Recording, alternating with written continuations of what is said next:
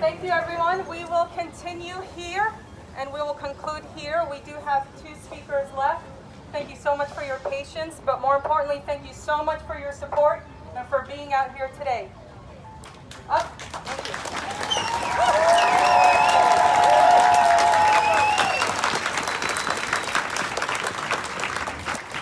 Our first speaker here is David Morales, State Representative from Providence, member of USA. Come on up, Mr. Morales.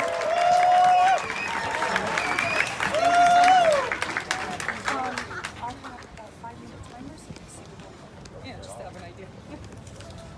Now, brothers, sisters, and non-binary family, as you have heard here today, what we are seeing happening in Gaza is being fueled by our public tax dollars, and it is genocide, displacement, and above all, it is just an apartheid state.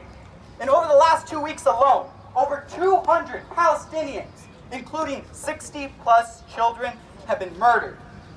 So as a country, as a state, as a city, we cannot continue to enable or contribute to the violent occupation that Israel has on Palestine.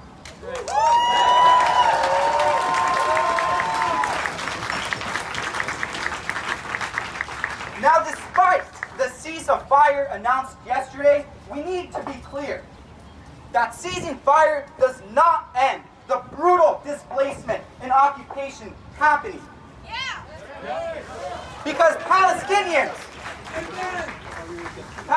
will still be oppressed, while politicians and the mainstream media confidently try to justify this apartheid to us and claim that there are two sides of violence, despite the fact that we literally are watching a billion-dollar entity of military going up against civilians with rocks.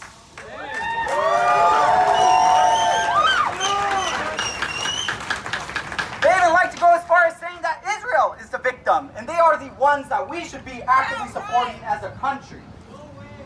But that's why we're here. That's why we have marched. That's why we have organized. Because we're here to reject these falsehoods. Set the record straight.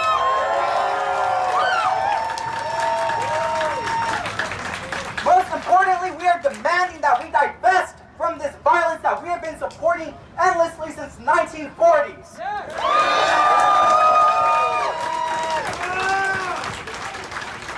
But to do this, it requires our elected officials, our leaders, to support the Boycott, Divestment, and Sanctions movement, the BDS movement.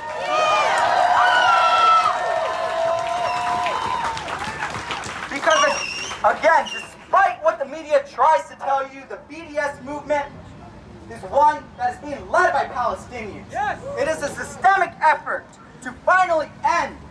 And to do this, it is going to require the boycott and the divestment of institutions that are, again, contributing to Israel. Some of these folks include Textron, where we just were, the military contractors that fuel this violence and profit off of the backs of innocents.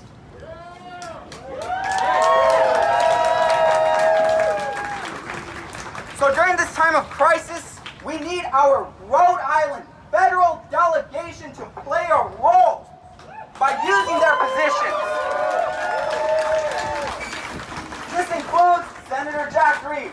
This includes Senator Whitehouse. This includes Representative Cicilline. This includes Representative Langevin.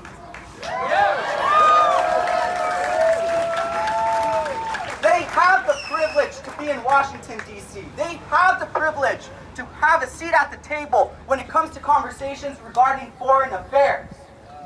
So we need to demand that they talk with the Biden administration to stop the ongoing $700 million plus arms sales that is going towards Israel and is actively moving as we speak.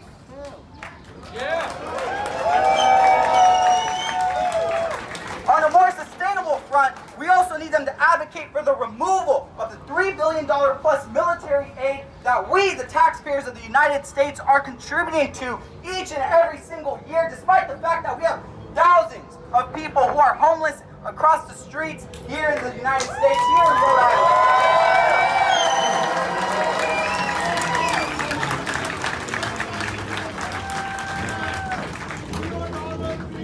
We cannot emphasize it enough. Our leaders have the platform to help ensure that our country is not contributing to the abuse of human rights, and it is their responsibility to use it. Because that's what they campaign on, saying that they're going to listen to the people. And I want to be clear, the people are here and we're making our demands very clear.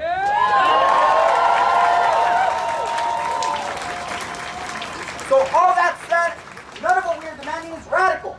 It is the basic principle of human rights, dignity, and the ability for Palestinians to live a decent life with safety. Because for too long, for over 6 decades, Palestinian people have been forced to suffer and experience brutal oppression alongside the support of the United States. So through this level of grassroots organizing, we're going to ensure that from Providence to across the globe, we will fight to ensure that Palestine...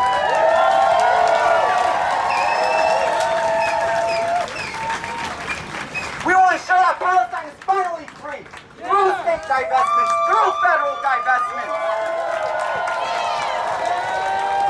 This is a national call to stop the apartheid. And as I close, I want us all to know that you should never allow anyone to tell you that you do not know enough about this issue, because that's how they try to justify the abuse of human rights.